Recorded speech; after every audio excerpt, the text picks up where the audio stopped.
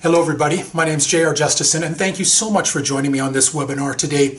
As today we're going to tackle the biggest question facing most people with frozen shoulder, which is, why did I get it? By the end of the presentation, I hope that you're going to come away with an understanding that there are 4 root causes common to everyone who develops frozen shoulder, and that as you examine yourself in each of those 4 causes, you will see elements in your own journey and have tools and ideas and some strategies for healing yourself from the inside out, from the most fundamental level. And why am I talking about frozen shoulder anyway? In over 20 years of clinical practice, I've treated hundreds of shoulder patients, many of whom had frozen shoulder. And you know what? It's one of the most painful conditions that we ever see. And in truth, medicine hasn't done the greatest job in explaining why people have it or really treating it either. A couple years ago, I had reached awkwardly under a sink and I had a little twinge in my shoulder. And then it rapidly went downhill from there. And I ended up with frozen shoulder. This was quite the experience, I must say. And with all those years of training and in treating people, I really learned a few things along the way that about myself and things we didn't learn in medical school. And the grace or the blessing that came out of that was a deeper understanding of this condition so that I can try to help more people, and a transformation of my health from such a fundamental way that I'm more healthy now than ever before, and the frozen shoulder is gone as well. So all this experience has led me to write a book called Frozen to Freedom: The Frozen Shoulder Treatment System. And at the end of this webinar, I'm going to share with you or offer with you a link to this new book. So I hope you find that's fair enough. So let's get into the 4 root causes. The iceberg metaphor gets used a lot. So I'm sorry, but I have to dust it off and use it again here. Frozen shoulder is going to be the tip of that proverbial iceberg, but there's so much more going on underneath the surface that we can't see. So why do more women than men get frozen shoulder? Why do we see more people with cardiovascular disease get frozen shoulder, or with metabolic syndrome, or with diabetes, or with thyroid disease, or autoimmune conditions, even neurological diseases, depletions? What ties all of these together with frozen shoulder? Root cause number 1 is chronic inflammation. All of the conditions or diseases, if you will, that I just mentioned have a correlation to chronic inflammation in our bodies. And when we look at frozen shoulder is very much a chronic inflammatory condition. There's a particular little cell in frozen shoulders called the myofibroblast. And anyway, it's kind of a hybrid cell, a cross between scar tissue and muscle tissue. And normally it will work to bring the edges of the wound closer together and hold them there. And these little myofibroblasts are stimulated by inflammation. But when inflammation becomes chronic and goes on, then more and more of these little myofibroblasts proliferate or accumulate, and that's how the shoulder capsule gets so contracted and loses space, so that you end up being unable to move the shoulder. Root cause number 2 is hormonal imbalance. Coming back to our friends with frozen shoulder who are in and around a time of menopause. Well, the hormone estrogen is profoundly important in protecting the joints and maintaining muscle strength. As estrogen levels decrease, that can have a negative effect on the joints. Progesterone is widely touted as an anti-inflammatory hormone. The thyroid hormones are extremely important, and both Hypo or low thyroid or hyperthyroidism are both correlated with frozen shoulder. The thyroid is kind of like a master gland.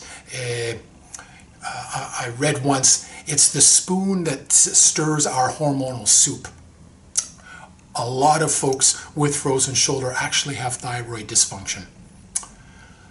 A really big hormonal imbalance has to be cortisol. Cortisol is our stress hormone, and it has a hugely important role in controlling inflammation in our body. This is why your doctor might say, oh, let's put a corticosteroid injection into your shoulder to bring down that inflammatory response. You know, the American Psychological Association says that up to 1/3 the world is stressed, worried, and in pain. When we're chronically stressed, our adrenals glands are producing this cortisol hormone to counteract and deal with the stress. But after a while, the adrenals can become tired, or we develop adrenal fatigue, and even worse, adrenal exhaustion. Some people believe that adrenal fatigue is one of the undercurrents of all frozen shoulders. In my opinion and in my experience, there are different types of hormonal imbalance that present.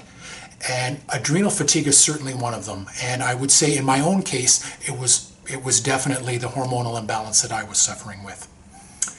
Now, chronic inflammation and hormonal imbalance are actually pretty closely related. So if you are if you are suffering or dealing with things like constant fatigue, living with one foot on the gas and one foot on the brake, mood swings, depression or anxiety, brain fog, skin conditions, rashes and breakouts, headaches and migraines, digestive problems, tummy, abdominal pain, diarrhea, constipation, sore joints and morning stiffness, hair loss, sexual dysfunction, weight gain, binge eating and food cravings, chronic infections, maybe with the chest or our nose or eyes or sinuses or ears. All of these symptoms can very strongly relate to chronic inflammation and or hormonal imbalance. And if you're with me on this webinar and you have frozen shoulder, I strongly suspect that you have one or more from that list going on as well. Okay, root cause number 3, nervous system imbalance. And by nervous system imbalance, I'm really referring to the nerves to our shoulders. So in all the years of treating frozen shoulder, I have yet to see a patient who doesn't have a sore thingy in their neck. Now there's a lot of ways that the neck can contribute to shoulder pain. You know, we could have compression of the nerve in the neck or some inflammation of that nerve, and that will have an effect on our muscle sensation, on the muscle strength, on the circulation to those tissues. We can also develop trigger points in the muscle, these super sensitive little knots of muscle that really muck up how well the muscle can work. We can get third referral from the neck joints. Some people, when we go through some movement tests, will feel pain into their shoulder blade, and that will be one of their main complaints. And in addition to shoulder movement, one of the ways we reproduce that shoulder blade pain is just by moving the neck in a certain direction. And the fourth way nervous system imbalance can contribute to shoulder pain and frozen shoulder is via this mechanism that medicine is nowadays calling central sensitization. This is basically a ramping up of the nervous system so that previously non-painful stimulus or stimuli now become painful. So the whole system becomes more sensitive to to various inputs. Right. Root cause number 4 for frozen shoulder is trauma. Trauma is the final insult that leads to frozen shoulder. Now, sometimes it's a massive trauma, a surgery or an injury that led to a fracture of the shoulder. And sometimes less so, it's arthritis in the shoulder or a tendon problem or a bursitis. And sometimes the trauma is very minuscule, are very tiny, almost imperceptible. I mentioned that I had reached under the sink kind of awkwardly and just the slightest twinge. I also include in this segment all the people who've told me over the years I slept on my shoulder wrong, and they woke up with some shoulder pain and then it kind of went rapidly downhill from there. And I know some of you are going to say, no, I haven't had any trauma to my shoulder at all. Well, I'm including one more type of trauma because not all trauma is physical. I'm including emotional trauma in this category as well. One woman recently confided that she developed frozen shoulder about a week after completing a really nasty, bitter divorce. So emotional trauma or stress can really have physical consequences. So if we recap, my friends, the 4 root causes of frozen shoulder are chronic inflammation, hormonal imbalance, nervous system imbalance, and trauma. And in my book, Frozen to Freedom, I want to help you address each of those 4 root causes. For example, inflammation itself is one of the root causes, but what causes inflammation? Inflammation is necessary in our bodies. Chronic inflammation, though, is a problem. So I get into the 5 main root causes of chronic inflammation. I'm providing tools for you for each of the root causes. There's also going to be a chapter on diagnosis. Various movement tests that we can use with frozen shoulder, not only to help you confirm that's what you have, but also as a baseline to gauge some of your improvement. And it includes a funky little test, very easy to perform on yourself, that's actually positive in 96.4% of frozen shoulders. Chapter 3 is a huge section on how to decrease your pain. If pain is your primary complaint, then pain relief is going to be my primary goal. I'm providing you 10 techniques or strategies to decrease your pain, from TENS machines to trigger points, and from sleeping postures to breath exercises.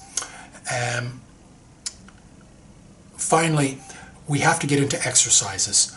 You know, I'm a physical therapist, so of course exercises are going to be a part of the journey from frozen to freedom. However, how many of you have been to therapy and ended up feeling worse? You know, the reason that is that there's a time and a place for everything. In this section, I'm providing you with another tool called the Irritability Index, which correlates to each of the main stages of frozen shoulder. This is a critical tool because it's going to be a roadmap for you. No matter where you are in your frozen shoulder journey, you can look at the Irritability Index and see the tools and the goals and the strategies that should be used at that time in your journey. And this is hopefully going to prevent that problem of doing the right thing at the wrong time. If your shoulder is highly irritable and you're going with a bunch of exercises as the strategy, that's not going to do the trick, and you're going to end up feeling a lot worse. So, I'm sharing with you a very specific type of exercise called eccentric loading. This is going to be used to help you regain your range of motion, hopefully far faster than long-held stretches. At any rate, we combine the two, and altogether we're dealing with the root causes of frozen shoulder, dealing with the pain associated with frozen shoulder, helping you understand what frozen shoulder is, and then giving you exercise progressions and strategies to take yourself from frozen to freedom. So once again, thank you all so much for joining me today for this webinar. And if you're interested in learning more about my book, Frozen to Freedom, please click on the link below and learn some more. Thank you so much. Take care, everyone. I wish you all the best, and I wish you the speediest journey possible for your frozen shoulder. Take care.